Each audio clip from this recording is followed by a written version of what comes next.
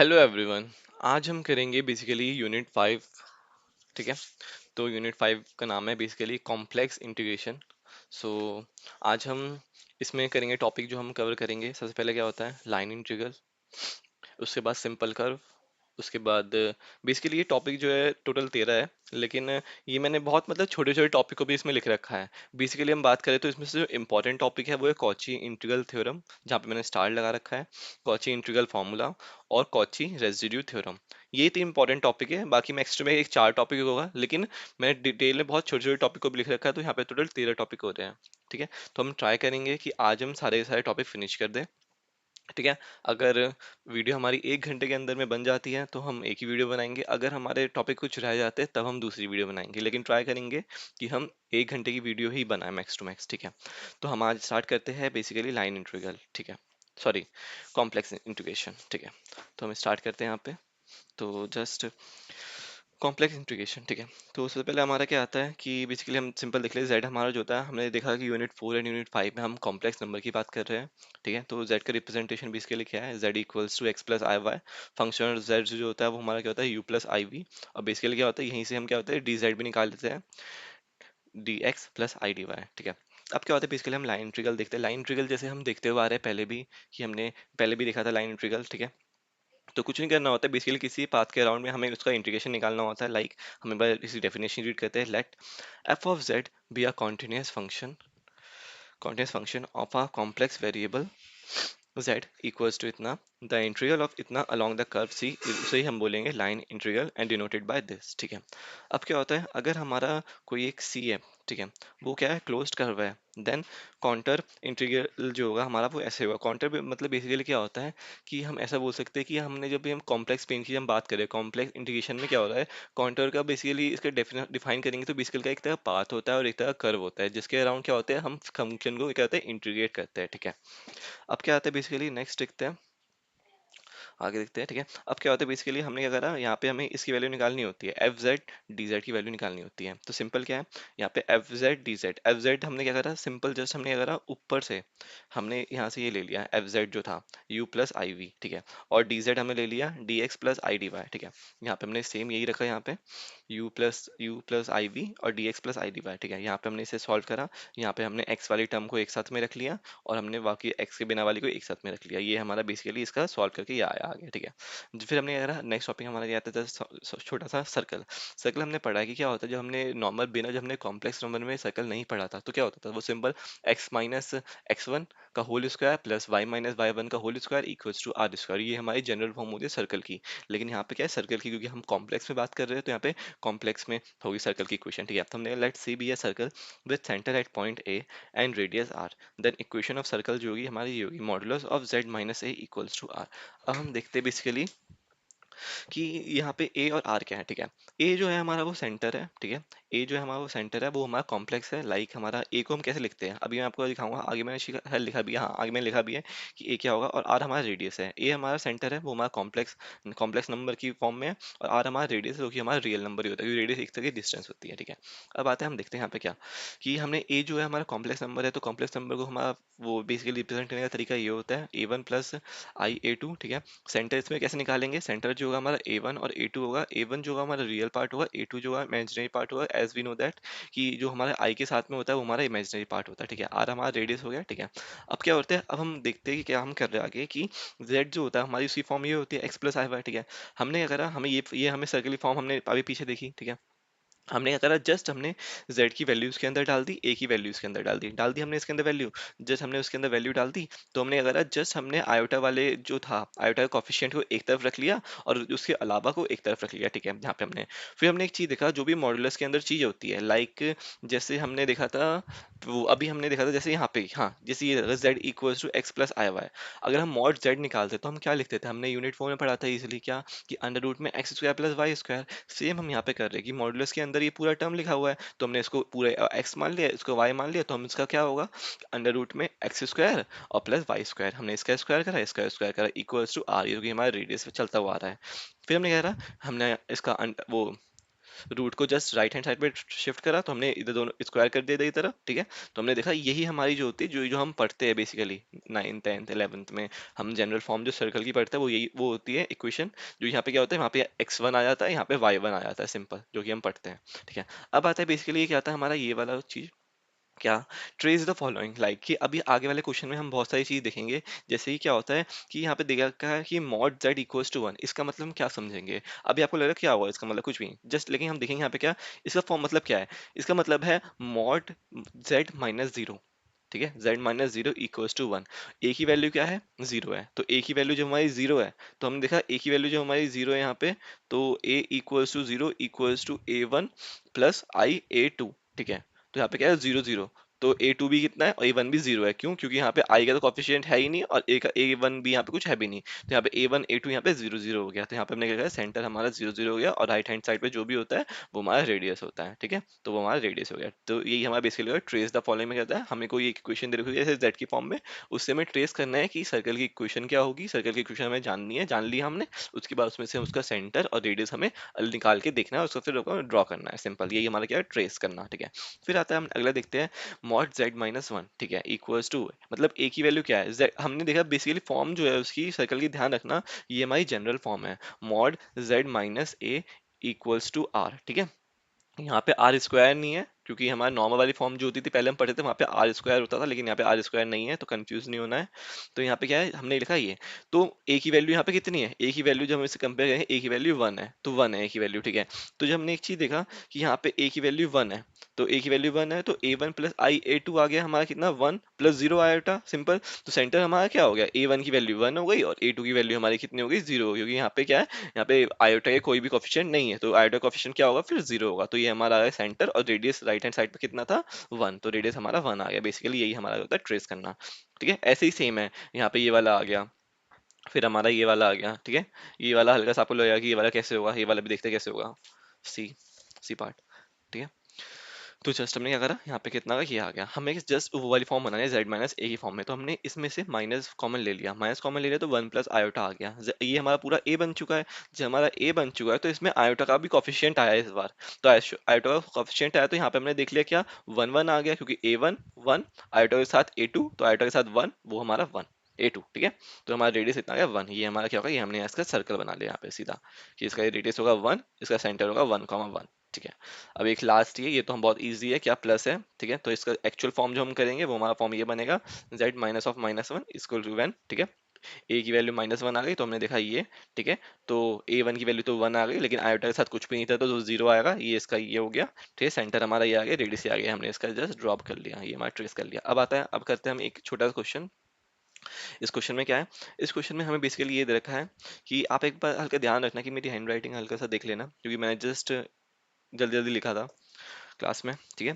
तो एक क्वेश्चन आ गया, ठीक है, मैंने डी लिखा है, बेसिकली डिसेंट क्वेश्चन है, मतलब सही है, डिसेंट क्वेश्चन है, पता होना चाहिए।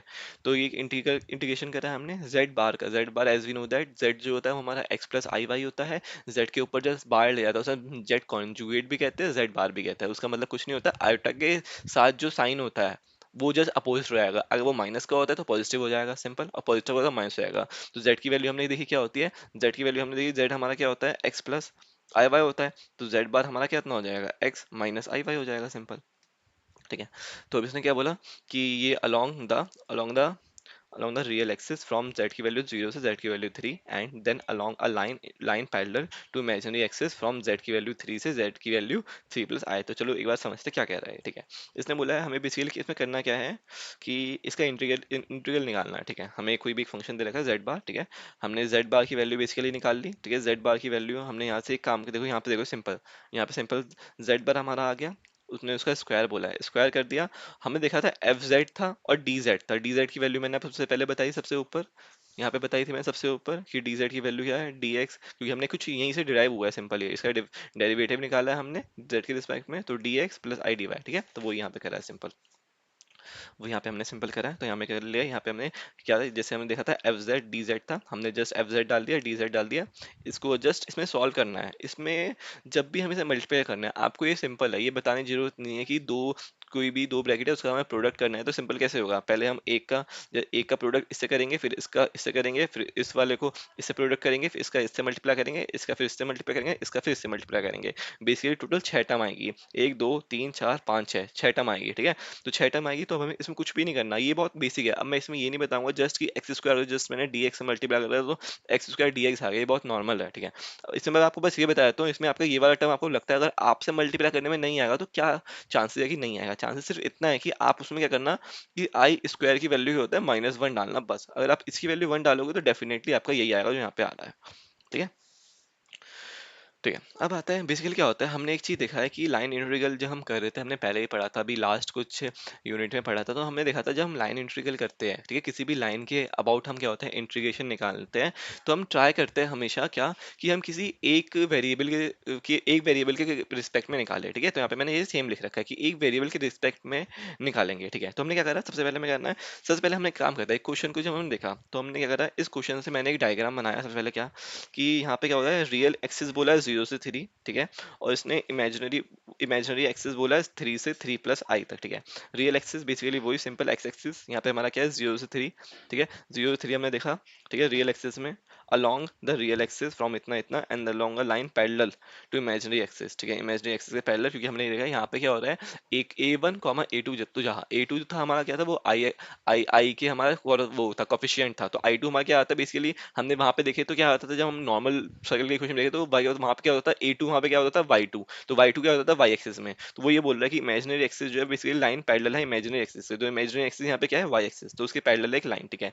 Z की वैल्यू 3 से, यहाँ पे Z की वैल्यू 3 + आयोटा से। अब हम देख रहे हैं 3 + आयोटा का मतलब हम क्या समझते हैं, 3 मतलब आयोटा का मतलब सिंपल है कि क्या Z equals to x plus i y, ठीक है। ये बहुत छोटी छोटी चीज है, लाइक कि एक्स की वैल्यू कितनी होगी 3 और वाई की वैल्यू कितनी होगी 1, तो यहाँ पे क्या करना कर दिया हमने, यहाँ पे 3 हो गया, तो मतलब यहाँ पे कितना हो गया, यहाँ पे इसकी वैल्यू कितनी आ गई, यहाँ पे आ गई 3, 0, क्यों, क्योंकि आयोटा के साथ 0 है, ठीक है, तो 0 आ गया, ठीक है। तो यहाँ पे कितना हो गया 3, 0, और यहाँ पे कितना हो गया 3, 1, तो ये इसका ये सेम है, ये पॉइंट और ये पॉइंट सेम है, इस पॉइंट को हमने ट्रेस करके ये लिखा है, ठीक है। और यहाँ पे 0, 3 था, 0, 3 तो सिंपल लाइन था, ठीक है। ये हमने इसका डायग्राम बना लिया, तो हमें क्या करना है, इसका लाइन इटरेशन करना है। तो जब भी हम लाइन इंटीग्रेशन करते हैं तो पहले हम 0 to a से लाइन इंटीग्रेशन करेंगे, फिर हम a to b करेंगे, ठीक है। तो अब क्या होता है 0 to a करेंगे, तो जब बेसिकली क्या होता है, एक्स एक्सिस में करते हैं, एक्स एक्सिस में क्या होता है बेसिकली, वाई एक्सिस कितना होता है 0 होता है, सिंपल, ठीक है। 0 to 3 में, ठीक है। तो हम करते हैं इसे सॉल्व करते हैं, ठीक है। इस हमने जब सॉल्व करा तो अलॉन्ग ओ ए वाई को 0, वाई अगर 0 होगा तो डी वाई इज ऑल्सो 0, ठीक है, डेरिवेटिव, ठीक है। तो हमने करा सिंपल, हमने ये जो चीज थी यहाँ पे बेसिकली जो नीचे लिखा हुआ था, यहाँ पे सारी, यहाँ पे वाई वाई वाई वाई, जहाँ जहाँ पे वाई आ रहा है वहां पे हमने 0 रख दिया, तो सिर्फ हमारा एक्स स्क्वायर डी एक्स बचा, ठीक है। सिर्फ हमारा एक्स स्क्वायर डी एक्स बचा, एक्स स्क्वायर डी एक्स बचा। और हमें पता है एक्स स्क्वायर में जब हम यहाँ पे हमने देखा ग्राफ में, जब हमने यहाँ कर रहे हैं तो लाइन इंटीग्रेशन, तो एक्स की वैल्यू कहाँ से कहाँ वेरी कर रही है 0 से 3 तक, तो यहाँ पे हमने क्या करा लाइन इंटीग्रेशन निकाला 0 से 3 तक, एक्स स्क्वायर था x³ / 3 लिमिट 0 से 3, यहाँ पे कितना आ जाएगा 3 को डालेंगे 27/3, 27/3 तो ये कितना आ जाएगा 9, ठीक है। हमने अलॉन्ग ओ ए निकाल दिया, लाइन इंटीग्रेशन कितना आ गया 9, ठीक है। अब क्या होता है, अब हम निकालते हैं along a b, along a b जब निकाला तो हमने क्या होता है अलॉन्ग ए बी निकाला, चलो आपको लगा एक्स, ठीक है। यहाँ पे हम देखते क्या, जब हम ए बी के अलॉन्ग निकालते हैं तो ये लाइन जो है कौन सी लाइन है, एक्स इक्वल टू 3 वाली लाइन है, क्योंकि यहाँ पे एक्स की वैल्यू हर जगह 3 है, सिंपल, ठीक है। ओके, तो एक्स की वैल्यू यहाँ पे 3 है, तो हम एक काम करते हैं, तो हमने यहाँ पे लिख दिया कि अलॉन्ग ए बी निकालेंगे तो एक्स की वैल्यू 3 है, तो डी एक्स की वैल्यू लिखेंगे तो कितनी हो जाएगी 0 हो जाएगी, सिंपल। तो जब हमें डी एक्स की वैल्यू 0 रख दी, तो हमने यार यहाँ पे क्या हो रहा है, हमारा क्या होता है, यहाँ पे हमने जस्ट इस दी जो वैल्यू होती है एक्स की वैल्यू 3 और डी एक्स की वैल्यू 0, ये हमने नीचे जो हमें इक्वेशन बनाई थी उसमें डाली, तो हमारा वैल्यू पे ये आ गया, ये वाली वैल्यू बची है हमारी फाइनल वैल्यू, ठीक है। तो इसमें हमें क्या करना है, और इसमें y की वैल्यू कहाँ से कहाँ तक जाई थी, y की वैल्यू हमने जस्ट कहाँ से कहाँ तक कि z की वैल्यू 3 तक जाएगी थी, तो यहाँ पे y की वैल्यू 0 से लेके y की वैल्यू 1 जा रही थी, ठीक है। y की वैल्यू यहाँ पे 1 जा रही थी, तो यहाँ पे कितना करा हमने, y की वैल्यू हमारी 0 से y की वैल्यू 1 में जा रही है, ठीक है।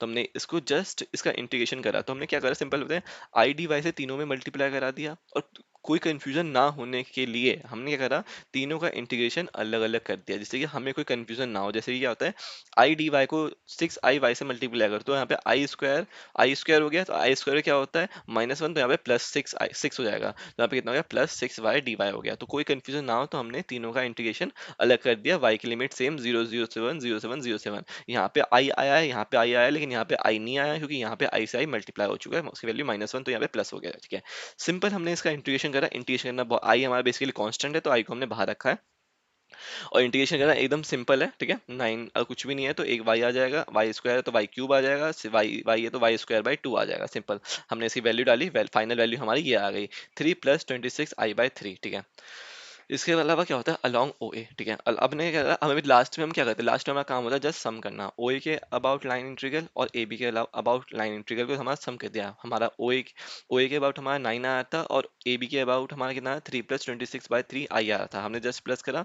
तो हमारा ये आ रहा है। ठीक है, 12 + 26/3 आई, ये हमारा फाइनल आंसर है। ठीक है, एक डिसेंट क्वेश्चन है। ठीक है, अब हम करते हैं, एक सेकेंड। ठीक है, हाँ, अब हम करते हैं यहाँ पे ये बेसिकली क्या, सिंपल कर्व। ठीक है, सिंपल कर्व बेसिकली एक बार पढ़ लेते हैं सिंपल कर्व क्या होता है। ठीक है, ओके। सिंपल कर्व एक कॉन्टिन्यूअस कर्व होता है which does not have a point of self intersection is called simple curve. जैसे क्या होता है, उसके बाद खुद का कोई सेल्फ इंटरसेक्शन पॉइंट नहीं होता, पीओवाई पॉइंट ऑफ इंटरसेक्शन नहीं होता। जैसे कोई एक कर्व है, वो क्या हो रहा है अपने में ही कट कर रहा है, तो ये हमारा पॉइंट ऑफ इंटरसेक्शन है, तो इसलिए हमारा ये सिंपल कर्व नहीं है।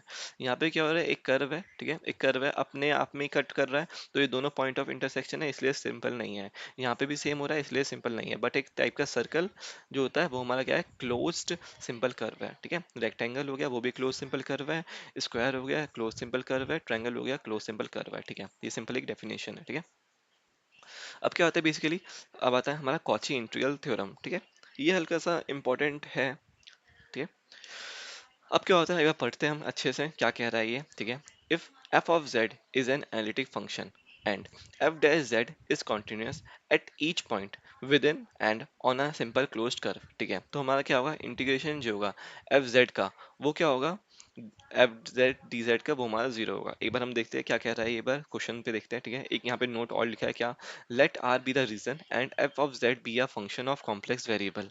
अगर एफ ऑफ जेड जो है अगर टेंस टू इन्फिनिटी कर रहा है, और एफ ऑफ जेड जो है वो नॉट डिफाइन है किसी पॉइंट पे, जेड बिलोंग्स टू, और जेड हमारा जो है z belongs to real number है, रियल नंबर नहीं सॉरी वो रीजन है एक तरह का। ठीक है, then we say that f of z वो एनालिटिक नहीं है रीजन आर में, और पॉइंट जो है उसे हम सिंगुलर पॉइंट कहेंगे। ठीक है, अभी हम पढ़ेंगे सिंगुलर पॉइंट क्या होता है आगे। ठीक है, अभी हम इनको अच्छे से आगे हम क्वेश्चन में समझेंगे कहना क्या चाह रहा है। ठीक है, एफ ऑफ जेड जो है जेड अपॉन में z-1 है। अब क्या होता है सिंगुलर पॉइंट जो होते हैं, हम क्या होता है बेसिकली क्या होता है सिंगुलर पॉइंट की अगर हम डेफिनेशन देखें। ठीक है, आपको मैं एक बार सिंगुलर पॉइंट की डेफिनेशन दिखाता हूँ, जस्ट एक सेकेंड। सिंगुलर पॉइंट,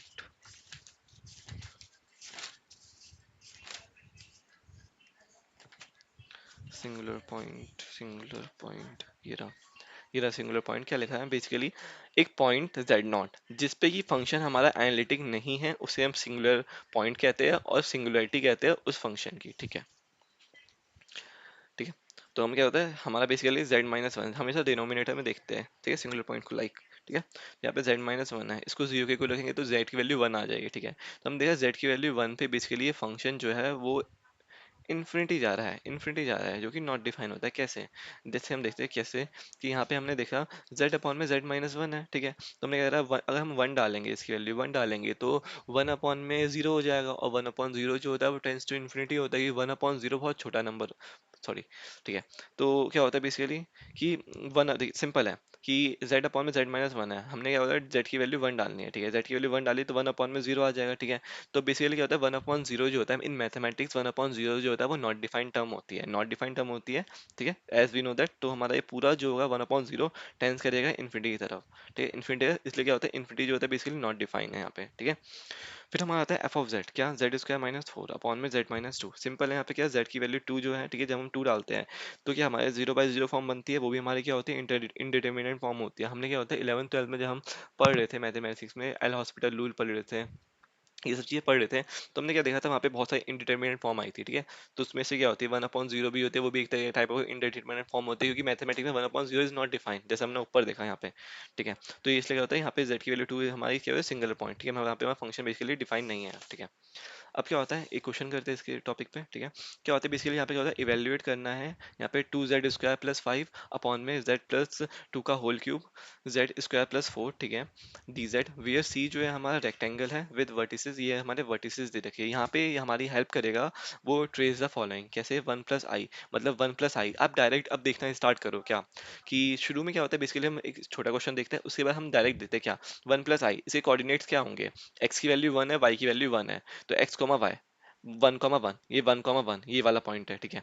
उसके वाला यहाँ पे क्या, x की वैल्यू 2 है, y की वैल्यू 1 है, तो 2, 1, तो यहाँ पे लगा 2, 1, यहाँ पे क्या, x की वैल्यू 2 है, y की वैल्यू 2 है, तो 2, 2, यहाँ पे x की वैल्यू 1 है, y की वैल्यू 2 है, तो यहाँ पे कितना हो जाएगा, 1, 2, ठीक है। डायरेक्ट यहाँ पे पॉइंट डालो, ठीक है।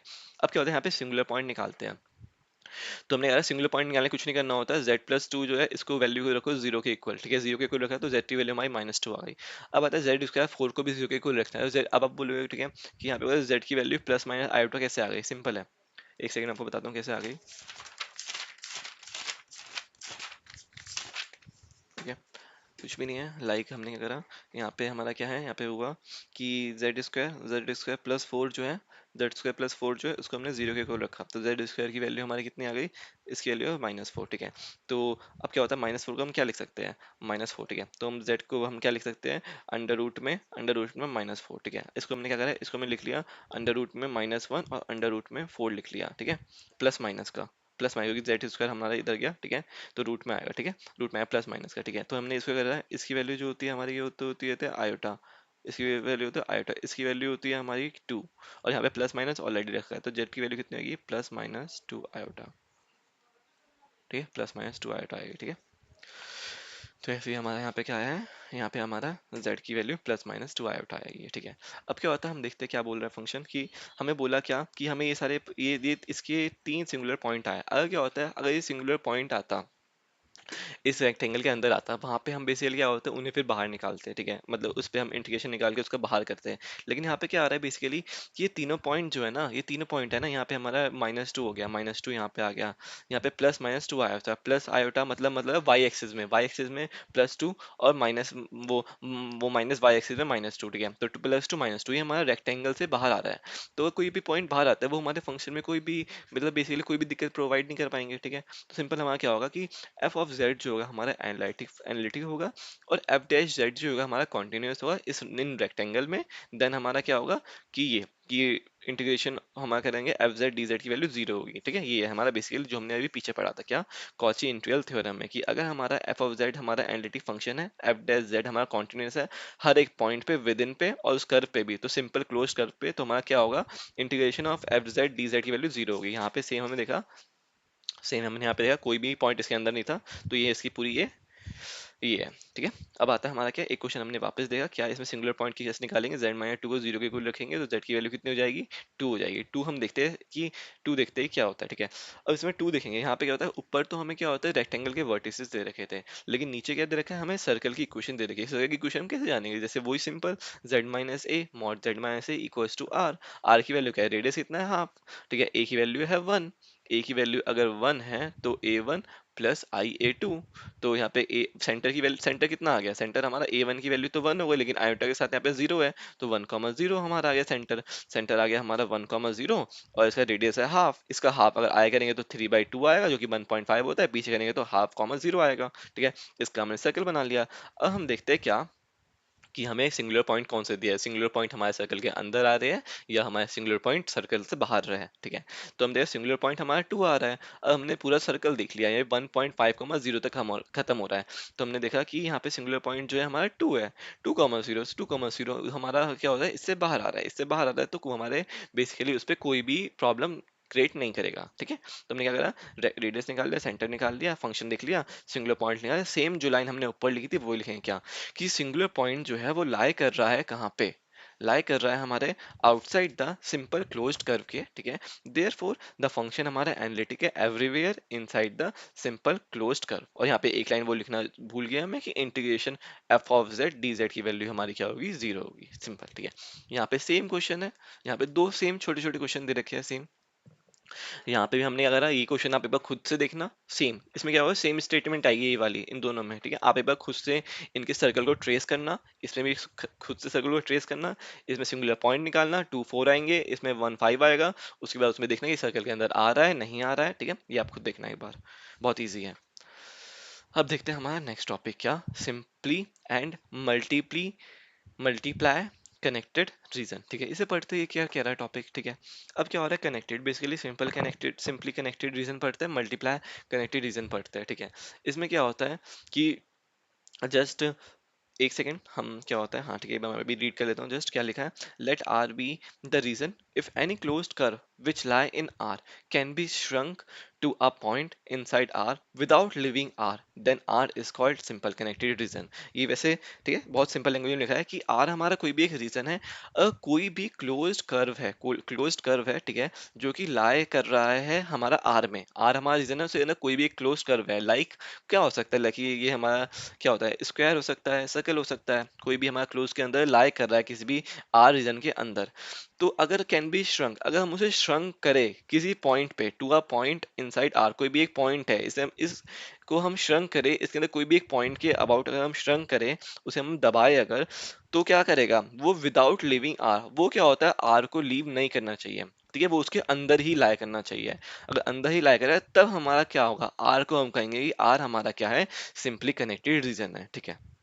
जैसे क्या हो गया, वो interior portion of circle, rectangle, triangle, ठीक है, हो गया सिंपली कनेक्टेड रीजन, समझ आ गया। अब आता है हमारा क्या, अब हम देखते हैं क्या, multiply connected region, a region which is not simply connected is called a multiply connected region।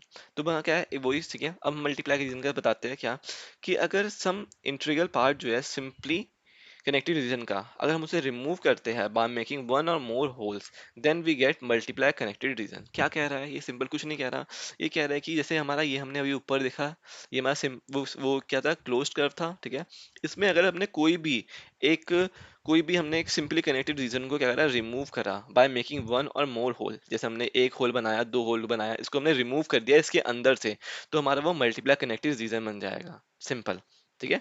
If some integral part of simply connected region is removed by making one or more holes, then we get multiply connected region, like इसमें हमने ये सारे holes हैं, इसमें ये whole है, ठीक है, ये हमारा मल्टीप्लाई कनेक्टेड रीजन है। देखते हैं इसका कहाँ पे यूज है, कैसे हमें अप्लाई करना है, ठीक है।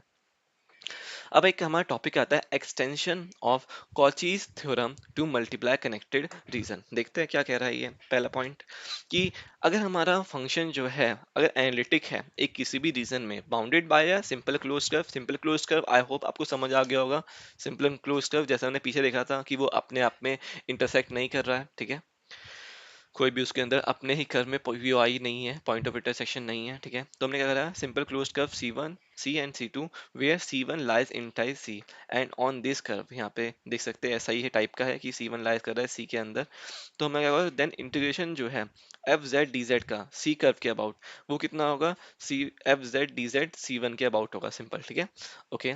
अगर लेट एफ, सेकंड पॉइंट देखते हैं, लेट एफ ऑफ जेड जो होगा एनालिटिक फंक्शन है हमारा रीजन में, bounded by a non overlapping, जैसे कोई अदर सिंपल क्लोज, मतलब वही नॉन ओवरलैपिंग, मतलब वही है सिंपल कि वो आपस में तो कहीं वो इंटरसेक्ट नहीं कर रहा ना, एक सिंपल ऐसे कोई रेक्टेंगल है, कोई ट्रायंगल है, या कोई सर्कल ही है ना, क्योंकि वो हम क्या होता है उसके अंदर वो आपस में कभी भी एक दूसरे को इंटरसेक्ट तो नहीं करते, ठीक है, तो वो तो नॉन ओवरलैपिंग, ठीक है, सिंपल क्लोज कर होना चाहिए। उसमें अगर C1 C2 ये सारी चीजें जो है, ये सारी C1 C2 लाई कर रहा है इनसाइड C, जैसे यहाँ पे C1 है सिर्फ, यहाँ पे इसके अंदर बहुत सारे C1 C2 C3 बहुत सारे, तो क्या होगा, ठीक है, and on this curve then क्या होगा, कि इंटीग्रेशन पूरे वाले का जो होगा कर्व का, वो किसी C1 का इंटीग्रेशन के अबाउट होगा, C2 का होगा, ऐसे कहते हैं CN के होगा, ठीक है, सॉरी मैंने हल्का नीचे नहीं करा, ठीक है, CN तक होगा, ठीक है, सिंपल। ये हमारा बेसिकली ये कहता है extension of Cauchy's theorem to multiply connected region. इसका यूज देखेंगे कहीं पे, अगर यूज होता है तो कोई क्वेश्चन में लगता है तो हम देखते हैं कैसे ये लगता है, ठीक है। अब आता है हमारा नेक्स्ट टॉपिक क्या, कॉची इंटीग्रल फॉर्मूला। ये भी हल्का सा इंपॉर्टेंट टॉपिक है, देखते कैसे है, ठीक है। अब क्या होता है, अगर हमारा एफ ऑफ जेड अगर हमारा एनालिटिक है एंड एफ डैश जेड हमारा कॉन्टिन्यूस है, if a is any point in type c, then क्या होता है, ये होता है f of a equals to 1 upon 2 pi I integration F Z upon में Z minus A D Z. ठीक है, ये कुछ एक फॉर्मूला लिखा है जो कि समझ नहीं आएगा ऑफ कोर्स, क्यों, जब हम क्वेश्चन अप्लाई करते हैं जब हमें बहुत आसानी से अप्लाई समझ आता है। ठीक है, इसको हम ये ऐसे भी लिख सकते हैं कि इंटीग्रेशन करा है F of Z Z minus A D Z equals to में 2 pi I F of A equals to 2 pi I F of Z करेंगे, उसके अंदर जेड की वैल्यू हम ए पुट कर देंगे, सिंपल। ठीक है, मतलब क्या है, जेड के से वो माइनस होगा, उसकी वैल्यू हमें एफ ऑफ जेड के अंदर पुट करनी है, जेड की जगह ए वैल्यू पुट करनी है, सिंपल। अब हम देखते हैं एक क्वेश्चन सर ने हमें करवाया था, उसके ऊपर सर ने हमें इंपॉर्टेंट भी लिखवाया था इस क्वेश्चन पे, देखते हैं क्या था कि इवेल्युएट, हमें करना है evaluate the integral by using Cauchy integral formula. ठीक है, क्वेश्चन देखते हैं। ठीक है, इंटीग्रेशन दे रखा है क्या, 4 माइनस थ्री जेड अपॉन में Z Z minus one Z minus two D Z, where C जो है हमारा सर्कल है। यहाँ पे देखो, अगर हमने ट्रेस द फॉलोइंग नहीं पढ़ा होता तो यहाँ पे हम नहीं कर पाते क्वेश्चन को, सिंपल है, क्योंकि जेड अगर तो मतलब ए की वैल्यू कितनी है, जेड माइनस जीरो, तो ए की वैल्यू हमारी कितनी है, जीरो है, तो हमारा सेंटर कितना होगा, जीरो कॉमा जीरो, रेडियस कितना होगा, 3/2, सिंपल। सेंटर हमारा जीरो कॉमा जीरो, रेडियस हमारा 3/2, सिंपल है। ठीक है, एफ ऑफ जेड की वैल्यू हमने यहाँ पे लिख ली। अब हमें करना है इवेल्युएट करता है इंटीग्रल, यूज करिए कॉची इंटीग्रल फार्मूला को। ठीक है, मतलब ये वाला फार्मूला जो हमें ऊपर पढ़ के आया है इसको यूज करते हैं। ठीक है, तो सिंगुलर पॉइंट जैसे हम निकालते हैं, नॉर्मल निकाल लेते हैं, जेड की वैल्यू जीरो, जेड की हमें नीचे जितने भी हैं उनको जीरो के इक्वल रखना है, simple. Z minus one equal zero, Z की वैल्यू जीरो, जेड की value one, Z minus two equal zero, Z की value two, Z equal zero, Z equal zero. तो यहाँ पे तीन सिंगुलर पॉइंट मिल गए हमें। ठीक है, अब क्या होता है, हमने ये लिखा, ठीक है, इसका हमें इंटीग्रल निकालना है, तो हमने क्या करा, सिंपल, यहाँ पे हम क्या कर रहे थे, ऊपर आप ये देखो कि हम एफ जेड जेड माइनस ए का जब हम इंटीग्रेशन करते थे डी जेड के रिस्पेक्ट में, तो उसको हम लिखते थे 2 pi I F of A. F of A मतलब क्या है कि एफ ऑफ जेड के अंदर की जेड की वैल्यू हमने ए डाल दी, सिंपल। ठीक है, तो हम यहाँ पे करते हैं सिंपल, तो हम एक काम करते हैं, फॉर्मूला भी रहने दो जिससे आपको रिलेट कर पाओ आप। ठीक है, तो यहाँ पे मैंने क्या करा, ये इंटीग्रेशन करा, मैंने 4 - 3 जेड कर लिया, Z minus one Z minus to, मैंने नीचे सबसे पहले रखा जेड माइनस जीरो को। अब एक काम करता हूँ, सबसे पहले हमें ना इस स्टेप में आने से पहले हमें एक स्टेप क्या कर लेना चाहिए कि हमें चेक कर लेना चाहिए सिंगुलर पॉइंट 0 1 2 जो है वो इस सर्कल के अंदर आ भी रहे हैं या नहीं आ रहे। अगर नहीं आ रहे होंगे तो इनका इंटीग्रल जो होगा वो जीरो होगा, ऑफकोर्स, सिंपल सी बात है।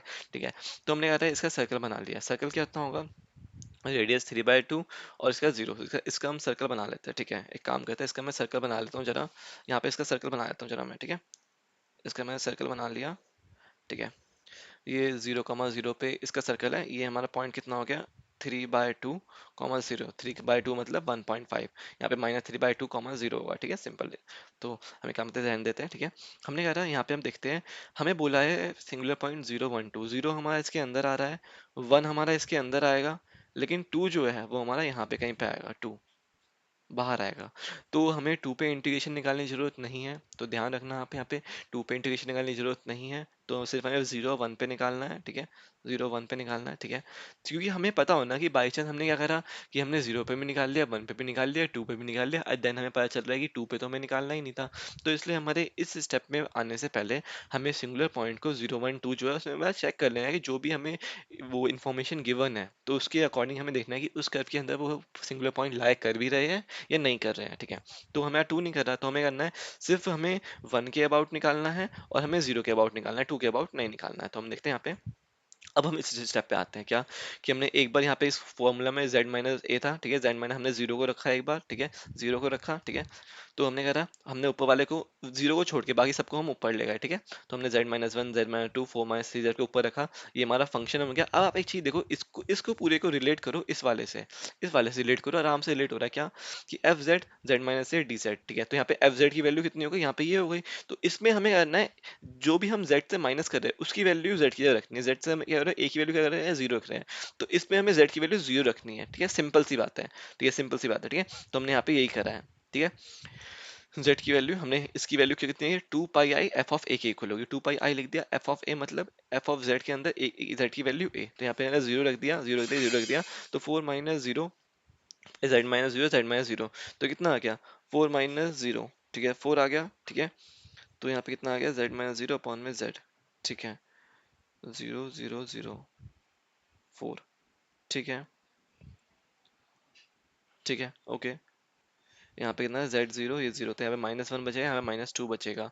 तो -1 इंटू -2 होगा, तो माइनस माइनस का प्रोडक्ट है तो प्रोडक्ट वो पॉजिटिव में हो जाता है, तो हमें प्लस का 2 नीचे बचेगा, ऊपर प्लस का 4 बचेगा, तो 4/2, तो 2 यहाँ पे हमारा 2 आ गया। ठीक है, सेम एज इट इज इसमें करेंगे, हमें 0 और 1 के अबाउट ही निकालना है, तो 1 को हमने नीचे रखेंगे, बाकी सबको ऊपर रखेंगे। ठीक है, इसमें हमें क्या करना है, जो भी हम जेड में जो भी माइनस करेंगे उसको हमें ऊपर हमें पुट करना है जेड की जगह। ठीक है, ठीक है, तो हमें क्या करना है कि इसको हमने नीचे करा 2 पाई लिख दिया, एफ ऑफ जेड की जगह हमने जेड की वैल्यू 1 पुट करनी है, 1 करो तो 4 - 3 1 आ जाएगा, नीचे हम करेंगे 1 1 - 2 -1 आ जाएगा, तो 4 - 3 -1, तो 4 - 3 1 अपॉन में इतना, तो हमारा कितना आ जाएगा 4 - 3 1। ठीक है, और ये हमारा माइनस का 1 चाहिए तो 1, तो यहाँ पे इस पूरे सॉल्व में -1 आएगा, तो यहाँ पे कितना हो जाएगा प्लस का पे माइनस आ जाएगा, तो ये कितना 4 पाई - 2 पाई equals to 2 pi.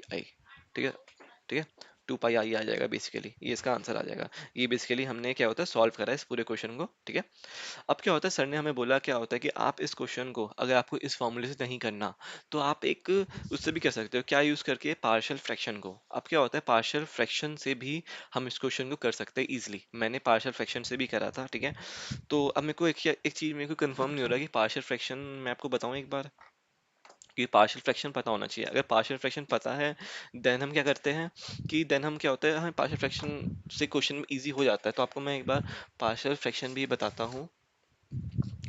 Partial fraction basically कुछ नहीं होता, बेसिकली हम क्या करते हैं, जब भी हमारा, जैसे आपको मैं दिखाता हूँ यहाँ पे, कि जब भी हमारा क्या होता है, कोई भी एफ ऑफ जेड हमारा क्या होता है ऐसी फॉर्म में आता है, तो हम उसे ऐसे लिख लेते हैं, ए अपॉन में ए एक्स प्लस बी अपॉन में सी एक्स प्लस डी। जैसे यहाँ पे दे रखा है, तो सबसे पहले हम अंदर वाले करेंगे क्या, ए अपॉन में ए एक्स प्लस बी, अगर इसकी पावर 2 है तो सब बी के अपॉन में क्या करेंगे, इस पूरे को करेंगे, मतलब एक बार अंदर वाले को, एक बार अगर अगर उसके ऊपर पावर 2 है तो हम ऐसा करते हैं कि एक बार अंदर वाले को लिखते हैं, फिर हम एक बार पूरे को लिखते हैं।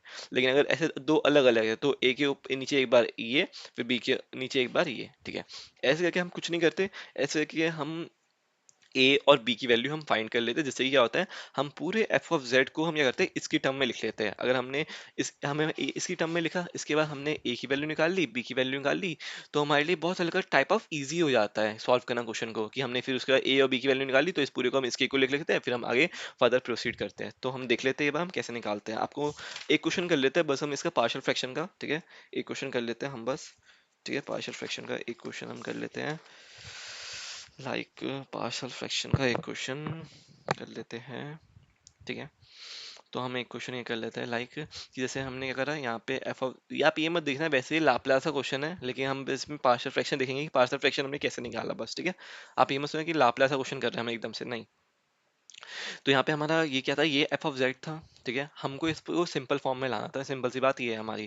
तो हम सिंपल में फॉर्म माने, हमने पार्शियल फ्रैक्शन का यूज करा। पार्शियल फ्रैक्शन हमें बहुत जगह क्या होता है क्वेश्चन को इजी बना देता है। ठीक है, अभी हम देखेंगे कैसे इजी बनाता है, कि हमने इस पूरे टर्म को लिख लिया, ए अपॉन में s - 2, बी अपॉन में 2s - 1, सी अपॉन में s+1। इसमें हम क्या सॉल्व करते हैं, लाइक कि हमने जब ये कर लिया तो हम क्या करते हैं कि ये तीनों टर्म है, ये तीनों टर्म है, जब हम इन तीनों का एलसीएम लेंगे तो ए के साथ में क्या आ जाएगा, 2s - 1 s+1 आ जाएगा, बी के साथ में आ जाएगा, इन दोनों की टर्म आ जाएगी, क्योंकि इसके नीचे ये वाली टर्म है, तो ये वाली जब हम एलसीएम लेंगे तो ये वाली टर्म इसके ऊपर आ जाएगी, इस पास आ जाएगी, s - 2 s+1, सी के पास ये दोनों टर्म आ जाएगी। तो हम नीचे वाले टर्म से नीचे वाली टर्म पूरी काट देंगे, जब दोनों के नीचे एलसीएम होगा, तो ये ऊपर वाली टर्म आ गई और ये ऊपर वाली टर्म बच गई, यहाँ पे ऊपर ऊपर वाली टर्म बच गई। अब क्या होता है, इसमें हमें ए बी सी की वैल्यू निकालनी होती है, जब हमने इस पूरे में ए बी सी की वैल्यू निकाली तो हम इसमें यहाँ पे पुट कर देते हैं बस। ठीक है, और फिर हम उसे आगे सॉल्व करते हैं। तो ए बी सी वैल्यू निकालने के लिए हम कुछ भी नहीं करते, हम सिंपली करते हैं डेनोमिनेटर में देखते हैं यहाँ पे क्या, कि s - 2 है, इसकी वैल्यू 0 के इक्वल रखते हैं तो s की वैल्यू 2 हो जाती है, इसकी वैल्यू भी 0 के इक्वल रखते हैं तो s की वैल्यू यहाँ पे हाफ आ जाएगी, इसकी वैल्यू भी रखते हैं तो -1 आ जाएगी। तो तीनों बार हमें क्या होता है, तीन वैल्यू अगर आ गई, ठीक है, तो हमें तीनों बार एक ही वैल्यू रखनी होती है। s की वैल्यू एक बार 2 रखेंगे, ठीक है, x की वैल्यू 2 रखेंगे, s की वैल्यू एक बार हाफ रखेंगे, s की वैल्यू एक बार -1 रखेंगे। तीनों से क्या होगा, तीनों से यहाँ पे हमारे क्या करेंगे, तीन बार s की वैल्यू 2, हमने यहाँ पे s की वैल्यू 2 रखी, s की वैल्यू 2 रखेंगे तो यहाँ पे ये 0 हो जाएगा, ये 0 हो जाएगा, मतलब अगर इनमें में से एक ये 0 हो गया तो ये पूरा 0 हो जाएगा, ये 0 हो गया पूरा 0 हो जाएगा, इसमें ये 0 नहीं होगा, तो इससे हमारी एक ही वैल्यू आ जाएगी, क्योंकि s की वैल्यू यहाँ पे दो ही वेरिएबल है, या तो s है या a है, s की वैल्यू 2 डाल दी तो यहाँ पे सिर्फ a बचा, तो यहाँ से हमने एक ही वैल्यू निकाल ली। ये सिंपल कैलकुलेशन, ये आप खुद भी कर लोगे। फिर हमने s की वैल्यू हाफ डाली, तो हाफ की वैल्यू ये हाफ है यहाँ पे, तो ये जीरो हो जाएगा, अगर ये जीरो हो गया तो ये पूरा जीरो हो जाएगा, यहाँ पे हमने हाफ डाला तो ये जीरो हो जाएगा, ये जीरो तो ये पूरा जीरो हो जाएगा, ये वाली टर्म बचेगी, सिर्फ ये वाली टर्म बचेगी और इक्वल्स टू में ये वाली टर्म बचेगी, और एस की वैल्यू हाफ डालेंगे तो दो वेरिएबल है, तो एस की एस हमारा वो इंटीजर में आ जाएगा, तो हमारा सिर्फ बी बचेगा, यहाँ से हम क्या होता है बी की वैल्यू निकालेंगे -3। फिर हमारा आता है एक थर्ड क्या, कि एस की वैल्यू होता है -1 डाल देंगे, तो -1 डालेंगे तो देखो आप, एक ये जीरो हो जाएगा, तो ये जीरो तो ये पूरा जीरो, यहाँ पे डालेंगे तो ये पूरा जीरो, ये जीरो नहीं होगा, तो ये यहाँ पे कोई भी टर्म यहाँ पे -1 डाल जीरो नहीं हो रही है, ठीक है। तो ये टर्म और यहाँ पे -1 डाल देंगे ऐसी जगह, तो यहाँ पे यहाँ से हम सी की वैल्यू निकालेंगे। हमने ए की वैल्यू निकाल ली, बी की वैल्यू निकाल ली, सी की वैल्यू निकाल ली, जस्ट यहाँ पे हम पुट कर देंगे, फिर हम उससे आगे आगे करेंगे, जैसे हमने कहा इसको हमने एक्स मान लिया, तो यहाँ पे एक्स इक्वल्स टू में 5 अपॉन में दिस अपॉन में दिस, सी अपॉन में ये डाल दिया, अब हम इसे आगे सॉल्व कर सकते हैं, सिंपल, ठीक है। तो ये तरीका होता है, बेसिकली ये होता है हमारा पार्शियल फ्रैक्शन। अब क्या होता है बेसिकली इसमें एक कॉन्सेप्ट, बस छोटा कॉन्सेप्ट, अब ये है क्या, कभी कभी ऐसा होता है कि यहाँ पे ए बी सी था, ठीक है, तो और नीचे भी यहाँ पे तीनों में अलग अलग चीजें थी, यहाँ पे s-2 था, 2s-1 था, s+1 था, तो अलग अलग चीज थी, तो यहाँ पे तीन वैल्यू s की निकल चुकी थी, तो हमने तीनों वैल्यू डाल के abc की वैल्यू निकाल ली। लेकिन कभी कभी ऐसा होता है कि ऊपर तो तीन वेरिएबल होते हैं, लेकिन तीनों नीचे क्या होता है, कभी अगर जब हमारी पावर 2 आ जाती है किसी की, तो हमें एक बार अंदर का टर्म लिखना होता है, एक बार हमारे क्या होता है उसका वो लिखना होता है पावर के साथ लेना। जैसे मैं आपको ये वाला क्वेश्चन दिखाता हूँ, जस्ट क्या कि यहाँ पे हमने जब पार्शियल फ्रैक्शन लगाया तो s-1 की पावर होल ट्वाइस था, तो हमने अभी देखा था पीछे कि पीछे हमने देखा था जब ऐसी टर्म आ जाती है तो हम क्या करते हैं, सिंपल कि एक बार पहले अंदर वाली ए के नीचे लिखते हैं, उसके बाद हम पूरा पावर के साथ में लिखते हैं बी के नीचे, ठीक है। तो यहाँ पे क्या होता है, ये वाला टर्म जो होता है सेम हो जाता है, ठीक है। सेम यहाँ पे है कि यहाँ पे हमने क्या करा कि एस हमने करा, पहले हमने क्या करा, सिंपल क्या होता है, आप चाहे एस माइनस वन की पहले लिख लो ए के साथ, उससे कोई दिक्कत नहीं है कि आप बोलोगे s-1 पहले आना चाहिए, s-1 का होल उसका पहले आना चाहिए, तो दोनों में से जो भी, ये दोनों आगे पीछे हो सकते थे, कोई मतलब नहीं है, बेसिकली आंसर हमारा सेम आएगा, ठीक है। तो हमने करा सिंपल, पहले s-1 को लिया, हमने बी के नीचे रख लिया, फिर हमने s-1 का होल स्क्वायर को रखा, उससे हमने ए के नीचे रख लिया, हमने सी को रख लिया, s+1 के ऊपर हमने सी रख लिया, सिंपल। तो यहाँ पे क्या हो रहा है, एस की वैल्यू दो ही आ पा रही है क्या, लेकिन ऊपर वेरिएबल तीन है, ए बी सी, नीचे वेरिएबल कितने हैं, एस की वैल्यू कितनी है, यहाँ पे s-1 इक्वल्स टू 0, एस की वैल्यू 1 और यहाँ पे एस की वैल्यू -1, दो ही वैल्यू आ रही है। तो हम इस केस में क्या करते हैं, इस केस में हम सिंपल करते हैं, एक बार तो हमने रख ली एस की वैल्यू 1 जो हमें पता है, एक बार हमने रख ली -1, थर्ड वाले में हम कुछ नहीं करते, एस की वैल्यू 0 रख देते हैं, ये ध्यान रखना आप। अगर हमें तीन जितने ऊपर वो वेरिएबल है उतने अगर एस की वैल्यू नहीं मिल रही, तो हम थर्ड वैल्यू उसमें सिंपल एस की वैल्यू 0 पुट कर देते हैं, ठीक है, उससे हमें करते हैं, उससे हमारे एक इक्वेशन ए बी सी में आ जाती है, ए बी सी में आने की वजह से हमें सी की वैल्यू मिल रखी होती है ऑलरेडी, ए की वैल्यू हम फाइंड कर चुके होते हैं ए सी की, तो हम इसमें ए और सी की वैल्यू निकालते हैं, तो उससे हम बी की वैल्यू निकालते हैं। ये बेसिकली पार्शियल फ्रैक्शन का फंडा है जो हमने क्लियर कर दिया है। अब देखते हैं हम जहाँ पे हमने पार्शियल फ्रैक्शन को हम लाए, क्यों लाए हम यहाँ पे, तो हमने यहाँ पे बेसिकली ये वाला क्वेश्चन करा था, evaluate the integral by using Cauchy integral formula, जहाँ से इसका आंसर हमारा कितना आ रहा था, 2 पाई आई आ रहा था। सर ने बोला ये वाले क्वेश्चन में क्या होता है, ये वाला फॉर्मूला लग रहा था, ये वाला फॉर्मूला लग रहा था, सर ने कहा कि अगर आप किसी इफ एनीवन किसी को भी अगर फॉर्मूला याद नहीं है तो वो इस क्वेश्चन को पार्शियल फ्रैक्शन से भी कर सकता है। हम देखते हैं कैसे कर सकते हैं, ठीक है। ये मैंने करा था, सर ने होमवर्क दिया था, तो मैंने जस्ट ट्राई करा था कि होता है या नहीं होता है, ठीक है। तो सिंपल एफ ऑफ जेड हमने लिख लिया सेम, यहाँ पे मैंने लिख भी रखा है, पार्शियल फ्रैक्शन से करा है, सिंपल। क्या होता है कि यहाँ पे हमने एफ ऑफ जेड को इस टर्म में लिख लिया, जेड की तीन टर्म ऑलरेडी मिल रखी थी, तो यहाँ पे वो करने की जरूरत नहीं है कि हमें थर्ड वाली टर्म को जीरो रखने की जरूरत है, वहाँ पे एस था, यहाँ पे जेड है, ये तो नॉर्मल चीज़ है, ठीक है। तो ए के अपॉन में जेड, बी अपॉन जेड-1, सी अपॉन जेड-2, यहाँ पे जेड की तीन वैल्यू आ गई, क्या एक बार जीरो आ जाएगी, एक बार वन आ जाएगी, एक बार टू आ जाएगी, तो हमने कहा सिंपल एलसीएम लिया, ये सिंपल चीज़ है क्या कि ए के ऊपर क्या इतना आ जाएगा, हम तीनों का एलसीएम लेंगे तो ए के साथ आ जाएगा जेड-1 और जेड-2, क्योंकि एलसीएम ले रहे हैं, जेड ऑलरेडी इसके पास है, तो जो इसके पास नहीं होता है एलसीएम में तो वो इसके साथ आ जाता है, ठीक है। तो हमने करा ये करा सिंपल, तो जब जब इन तीनों का एलसीएम ले लेंगे तो ये तीनों एक साथ आ जाएंगे, इन तीनों से इन तीनों काट देंगे तो ऊपर वाली टर्म बचेगी सिर्फ, तो हमें जेड की वैल्यू 0 डालेंगे, जेड की वैल्यू 1 डालेंगे, जेड की वैल्यू 2 डालेंगे, तो ए की वैल्यू मेरी 2 आ जाएगी, बी की वैल्यू -1 आ जाएगी, सी की वैल्यू -1 आ जाएगी। अब ये कैलकुलेशन करने की जरूरत नहीं है मेरे को दिखाने की, सिंपल ये कैलकुलेशन है, ये आप इजिली कर लोगे इजिली, ठीक है। तो हमने क्या करा, इस पूरी टर्म को हमने लिख लिया, ए बी सी की फॉर्म में लिख लिया, ए बी सी की वैल्यू भी निकाल ली, ठीक है। यहाँ से हमने सिंपल यहाँ पे हमने ए बी सी की वैल्यू पुट कर दी, तो ये हमारा ये बन गया, ठीक है। अब क्या होता है, अब आप देखो यहाँ पे कितना ईजी हो गया, ये हमारा z-0, z-1, z-2 जैसा हमने फॉर्मूले में देखा था, लाइक की z-0 z-a की फॉर्म में आ रहा था, ये ऑलरेडी यहाँ पे फॉर्म में आ चुका है क्या, z-0, z-1, z-2 की फॉर्म में ऑलरेडी आ चुका है, ठीक है।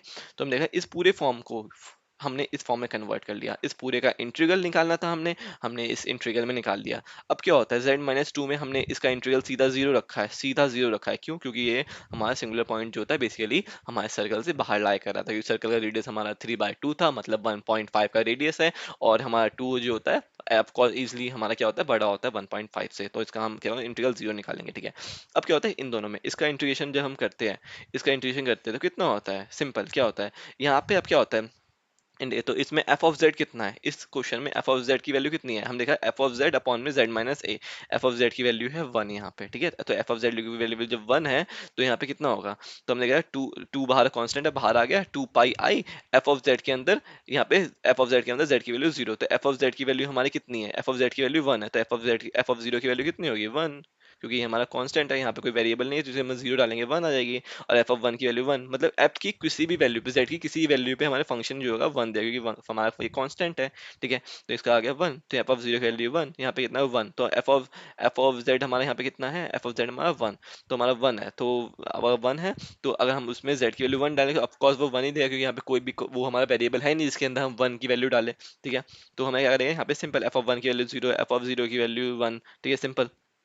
तो 2 पाई आई, तो ये कितना आ गया, इसकी वैल्यू 1 होगी, ये आपको समझ आया कि एफ ऑफ जेड यहाँ पे हमारा 1 है, क्यों? क्योंकि यहाँ पे F of Z d Z होता है, एफ ऑफ जेड अपॉन में जेड माइनस, एक बार आप देख लो कि मैं क्या कह रहा हूँ, एफ ऑफ जेड 1 है, एफ ऑफ जेड अपॉन में Z minus A D z का इंटीग्रल ये होता है, ठीक है। तो यहाँ पे एफ ऑफ जेड यहाँ पे क्या है, एफ ऑफ जेड हमारा यहाँ पे क्या है, एफ ऑफ जेड हमारा यहाँ पे 1 है, ठीक है। तो अगर कांस्टेंट है तो यहाँ पे इस पी वैल्यू किसी भी नंबर पे इसकी फंक्शन की वैल्यू कितनी आएगी, 1 ही आएगी, ठीक है। तो एफ जीरो पे 1 पे 2 पे 1 ही आएगी, ठीक है। तो यहाँ पे हमने क्या करा, 2 2 जा 4, यहाँ पे 1 आया तो 4 पाई आई, यहाँ पे कितना है 1, 2 पाई आई माइनस करा तो यहाँ पे 2 पाई आई, हमारा जो पीछे आंसर आ रहा था वही सेम आंसर आ रहा है, पीछे जो आंसर हमारा आ रहा था 2 पाई आई, यहाँ पे हमारा 2 पाई आई आ रहा है, तो ये हमारा क्या होता है पार्शियल फ्रैक्शन से हल्का इजी है, जिसको पार्शियल फ्रैक्शन, तो अब बेसिकली ये है सिंपल कि जिसको भी पार्शियल फ्रैक्शन आता होगा वो इजीली क्वेश्चन कर लेगा आराम से, ठीक है, बिना फॉर्मूले को यूज करे हुए, ठीक है।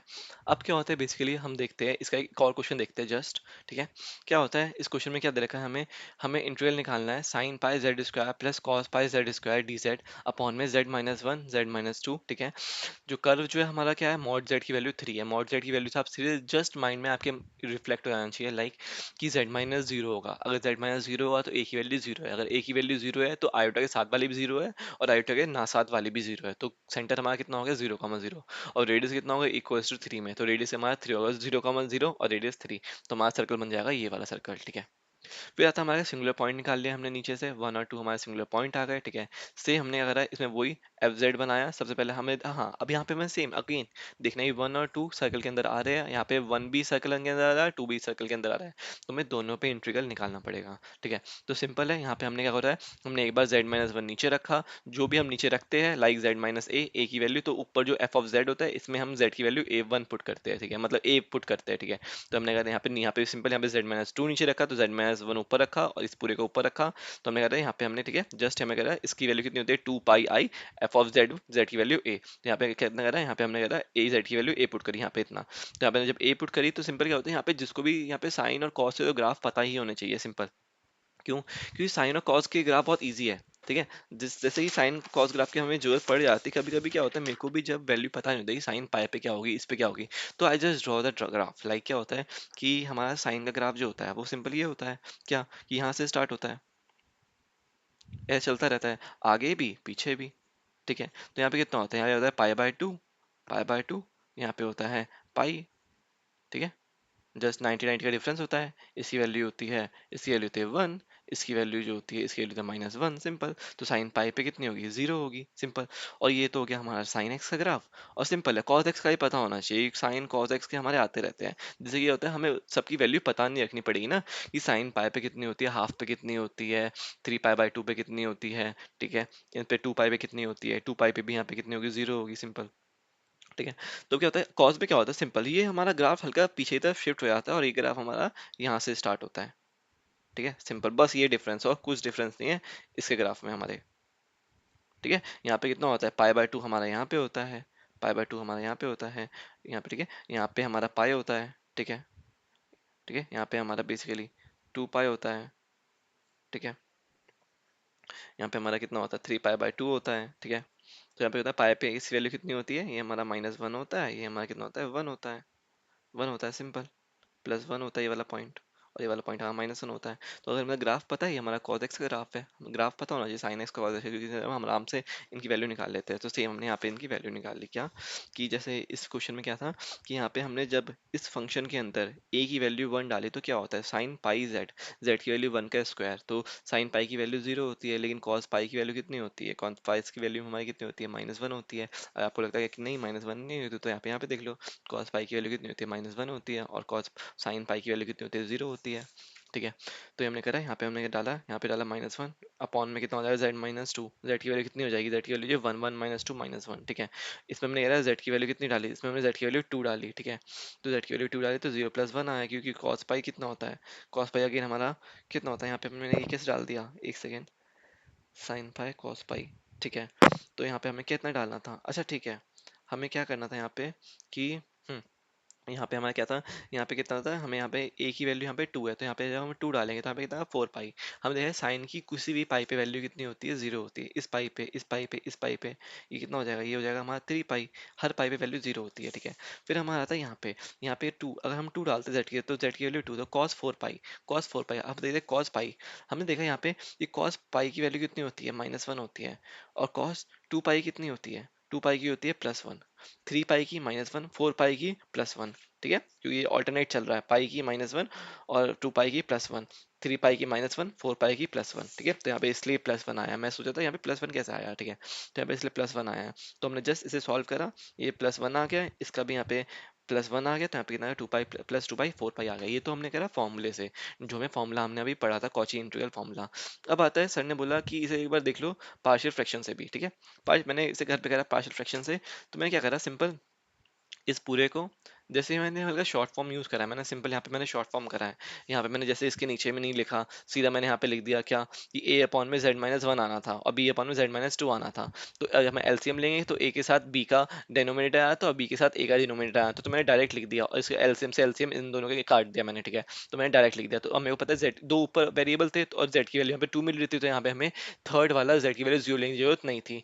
ठीक है, तो z की वैल्यू 1 ले ली, z की वैल्यू 2 लेगी, a की वैल्यू 1 आ गई, b की वैल्यू 1 आ गई। तो इस पूरे फंक्शन को देखो हमने क्या लिखा, 1/z-1 प्लस 1/z-2। तो आप खुद देखो कि पार्शियल फ्रैक्शन से हमारा क्वेश्चन इजी तो हो रहा है।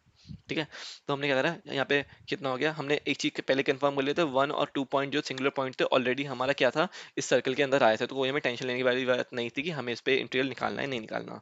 तो हमने यहाँ पे करा, यहाँ पे भी सेम एफ ऑफ जेड की वैल्यू कितनी हो गई, 1 हो गई। तो क्या होगा, इसे किसी भी वैल्यू पे f(1), f(2), f(3) की वैल्यू कितनी आएगी, 1 ही आएगी। ठीक है, तो यहाँ पे कितना करा, 2 पाई आई f(1), 2 पाई आई f(2), 2 पाई आई प्लस 2 पाई आई 4 पाई आई। देखो यहाँ पे भी 4 पाई आई आई आ रहा था यहाँ पे आंसर, यहाँ पे हमारा कितना आ रहा है 4 पाई आई, आंसर हमारा कितना हो गया, सही हो गया। ठीक है, पार्शियल फ्रैक्शन से यहाँ पे हमने इतने में करा था ये आंसर, यहाँ पे हमने ये इतने में करा ये आंसर। ठीक है, ऑफ कोर्स पार्शियल फ्रैक्शन का इजी हो गया। ठीक है, तो एक काम करते हैं, बेसिकली इस वाली वीडियो में हम इतने ही टॉपिक रखते हैं, क्योंकि हमने बेसिकली 5 टॉपिक इस पे कवर कर दिए हैं। एक बार हम देखते हैं कितने टॉपिक हमने कवर कर दिए।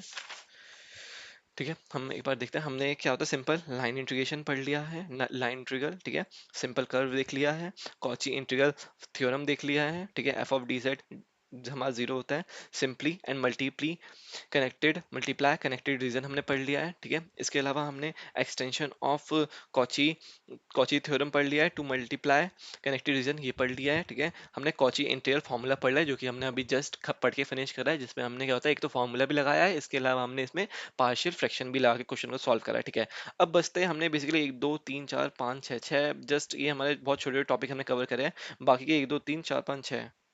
ठीक है, ये 6 टॉपिक और बच रहे हैं। ठीक है, ये हम एक काम करें, अगली वीडियो में कर लेते हैं, क्योंकि ऑलरेडी ये कितने मिनट की है हमारी बन चुकी है, 52 और 53 मिनट की ऑलरेडी वीडियो बन चुकी है, तो अप्रॉक्स 1 घंटा हो चुका है। तो हम क्या करते हैं, अगली वीडियो हम इसके जस्ट इसे खत्म होने के बाद इसी में सेकंड वीडियो ही बनाना स्टार्ट कर देता हूँ।